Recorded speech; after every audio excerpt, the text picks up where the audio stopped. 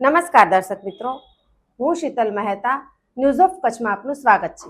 જોઈએ આજના સમાચાર। કેડી ઓટો ભુજ ધમાકા ઓફર। શોરૂમમાંથી કોઈ પણ સ્કૂટરની ખરીદી ઉપર 3000નું ડિસ્કાઉન્ટ। ઓફર 31 જુલાઈ સુધી।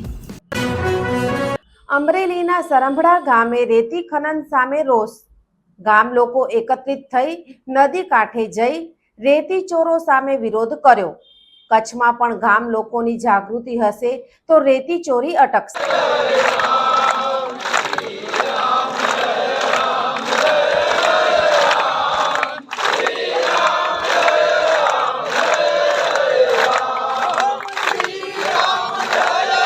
અમરેલીના સરંભડા ગામે રેતી ખનન સામે રોષ।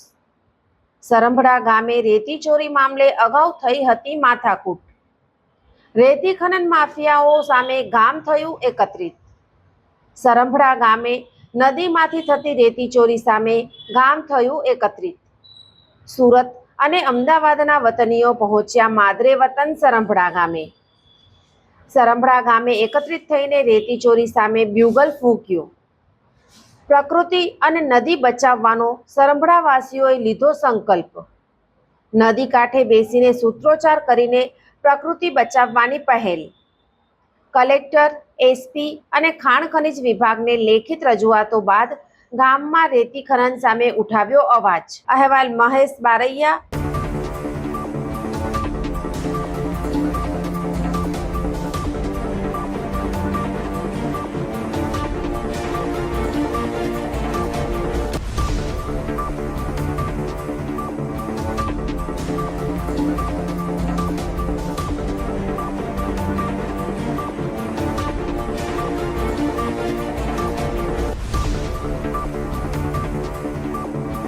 આજે તારીખ 19ના રોજ સરંભડા મુકામે સુરત, અમદાવાદ, રાજકોટ વગેરે શહેરોમાંથી તમામ જોવાનિયાઓ આવી અને અમને જે સહકાર આપ્યો છે। શેત્રુંજી નદીમાં રેતીનું ખનન થાય અને પર્યાવરણ અને પાણીને બેને નુકસાન થાય, આવા સંજોગોમાં જે ઝુંબેશ ઉઠાવી છે એ ઝુંબેશ અમે જે યોગ્ય અને જવાબદારી સાથે નિભાવવા આપ સૌને વિનંતી કરીએ છીએ।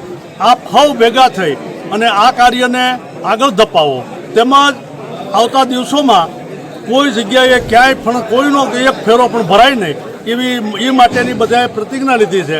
બધા એક થઈ અને આ રેતીનું ખનન બંધ થાય એ માટેની કાર્યવાહી કરી છે। નામ રણજીતભાઈ ગુજરાત છે, મારું ગામ સરંભડા છે। અમારા ગામની નદીમાંથી જે ગેરકાયદેસર રીતે વેકરા અને ખનિજ રેતી ચોરી થાય છે એના વિશે ગામ અહીંયા અત્યારે ભેગું થયું છે। આની રજૂઆત અમે તંત્રને કરી હતી।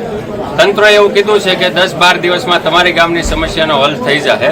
જે કાંઈ રેત માફિયાઓ છે એને પકડી પાડવામાં આવશે અને કાયદાકીય રીતે જે કાંઈ યોગ્ય સજા, એની જે કાંઈ સજા છે સજા કરવામાં આવશે। પરંતુ ગામજનોને એવું હતું કે તંત્રની સાથે સાથે ગામ પણ એકત્રિત થાય અને તંત્રનો સપોર્ટ કરે, એના માટે સુરત, અમદાવાદ અને આજુબાજુના શહેરોમાં જે કાંઈ ધંધા માટે યુવાન મિત્રો ગયા છે એ બધા પણ અહીંયા ભેગા થયા છે અને એવું નક્કી કર્યું કે આપણે ભેગા થઈને આનો વિરોધ કરીએ, જેથી તંત્રને પણ એમ થાય કે ગામનો આપણને સપોર્ટ છે। એના માટે અત્યારે તો ગામની અંદર કોઈ રેત ચોરીની ઘટના થતી નથી અને કલેક્ટર, એસપી સાહેબે અમને એવું કીધું છે કે જે કાંઈ કોઈ તત્વો હતા એના ઉપર કાર્યવાહી ચાલુ છે। એના અમુક વાહનો પણ ડિટેન કરવામાં આવ્યા છે અને ખાણ ખનિજ વિભાગને પણ એવો નિર્દેશ કરશું કે સરંભડા ગામની બોર્ડર બાંધી દેવામાં આવે, જેથી કરીને આવા કોઈ રેત માફિયા હોય એને ખ્યાલ આવી જાય કે આ ગામ એકત્રિત છે અને ગામની અંદર તંત્રનો પૂરેપૂરો સપોર્ટ છે એટલે રેતીની કોઈ ચોરી થાય નહીં। દર્શક મિત્રો, આજે તારીખ 20 જુલાઈ 2026 આ હતા આજના સમાચાર। આવતીકાલે ફરી મળીશું, ત્યાં સુધી મને રજા આપશો। નમસ્કાર।